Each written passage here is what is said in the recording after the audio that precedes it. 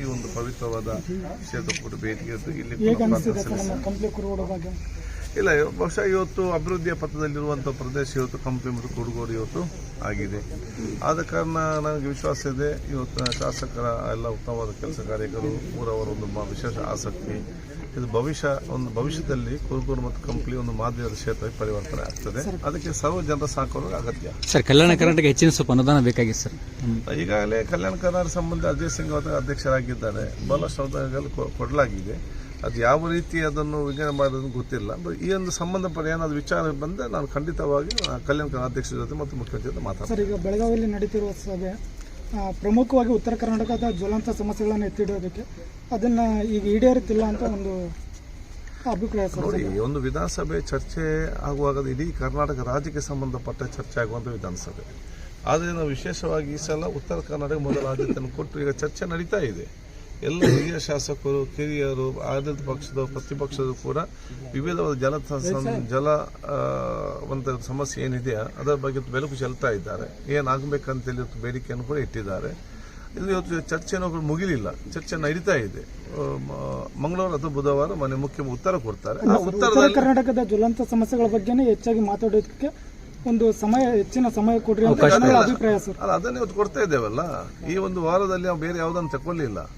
ಉತ್ತರ ಕರ್ನಾಟಕದ ಬಗ್ಗೆ ಚರ್ಚೆ ಮಾಡಲಿಕ್ಕೆ ನಾವು ಸಮಯ ಕೊಟ್ಟಿದ್ದೇವೆ. ಇನ್ನೂ ಕೂಡ ಒಂದು ದಿವಸ ಕೆಲವು ಜನ ಇನ್ನೂ ಕೂಡ ಯಾರೆಲ್ಲ ಮಾತಾಡಲಿಕ್ಕೆ ಅವಕಾಶ ಕೇಳಿದ್ದೇವೆ ಅವ್ರಿಗೆಲ್ಲರಿಗೂ ಕೂಡ ಮಾತಾಡಲಿಕ್ಕೆ ಕೊಟ್ಟಿದ್ದೇವೆ. ಇನ್ನೊಂದು 4 ಜನ ಕೂಡ ಬಾಕಿ ಇದೆ, ಅವ್ರಿಗೆ ಕೂಡ ನಾಡ್ದು ನಾವು ಕೊಡ್ತೇವೆ. ತದನಂತರ ಮಾನ್ಯ ಮುಖ್ಯಮಂತ್ರಿ ಅದಕ್ಕೆ ಉತ್ತರ ಕೊಡ್ತಾರೆ. ಆ ಉತ್ತರದಲ್ಲಿ ಉತ್ತರ ಕೊಟ್ಟ ಕೊಡುಗೆಯನ್ನು ಮುಖ್ಯಮಂತ್ರಿ ವಿವರಿಸಬಹುದು. ಇವತ್ತು ಶಾಮಶಂಕರಪ್ಪ ನಿಧನ ಆಗಿದ್ದಾರೆ, ಅವ್ರ ಬಗ್ಗೆ ಏನು ಹೇಳಕ್ಕೆ ಇಷ್ಟಪಡ್ತೀರಾ? ಅತ್ಯಂತ ಹಿರಿಯ ಶಾಸಕರು ಇವತ್ತು ಬಹುಶಃ ಕರ್ನಾಟಕದ ಸೂರ್ಯ ಒಂದು ಅಸ್ತಂಗತವಾಗಿದೆ ಅಂತ ಭಾವನೆ ಆಗ್ತದೆ. ಹಿಮಾಲಯ ಬೆಟ್ಟ ಎಷ್ಟು ದೊಡ್ಡದಿದೆಯಾ ಅಷ್ಟೇ ಎತ್ತರ ಇವತ್ತು ಶಾಮು ಶಿವಶಂಕರಪ್ಪರವರ ರಾಜ್ಯಕ್ಕೆ ಮಾತ್ರ ಅಲ್ಲ, ಸಾಮಾಜಿಕ, ಧಾರ್ಮಿಕ, ಶೈಕ್ಷಣಿಕ ಇವತ್ತು ಕೊಡುಗೆ ಸಮಾಜಕ್ಕೆ ಇವತ್ತು ಇದೆ. ಅತ್ಯಂತ ತಮ್ಮ 94 ವರ್ಷದ ದೀರ್ಘಕಾಲದಲ್ಲಿ ಬಹಳಷ್ಟು ವರ್ಷ ರಾಜಕೀಯವಾಗಿ ಮಾತ್ರ ಅಲ್ಲ, ಸಾಮಾಜಿಕವಾಗಿ ಕೂಡ ರಾಜ್ಯಕ್ಕೆ ಮತ್ತು ಸಮಾಜವನ್ನು ಜೊತೆಗೆ ಹೇಗೆ ತೆಕ್ಕೊಂಡು ಹೋಗುವುದು ಅಂತ ತೋರಿಸಿಕೊಟ್ಟಂಥ ಧೀಮಂತ ನಾಯಕರಾಗಿದ್ದಾರೆ. ಯಾವುದೇ ಒಂದು ಪರಿಸ್ಥಿತಿಯನ್ನು ನಗುಮುಖದಿಂದ ಮತ್ತು ಸಮಾಧಾನದಿಂದ ಬಗೆಹರಿಸಿಕೊಂಡು ತೋರಿಸಿಕೊಂಡ ವ್ಯಕ್ತಿ ನಾಯಕತ್ವವೇ ಅದು ಶಾಮು ಶಿವಶಂಕರಪ್ಪ ಅವರ ನಾಯಕತ್ವ ಆಗಿತ್ತು.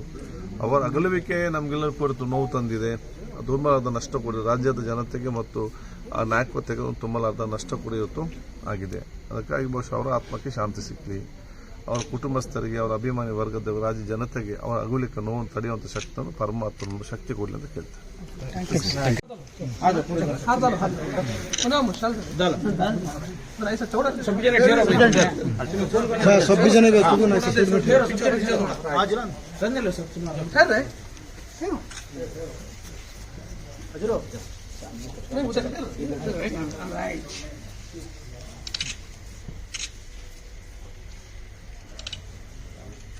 Okay, thank you.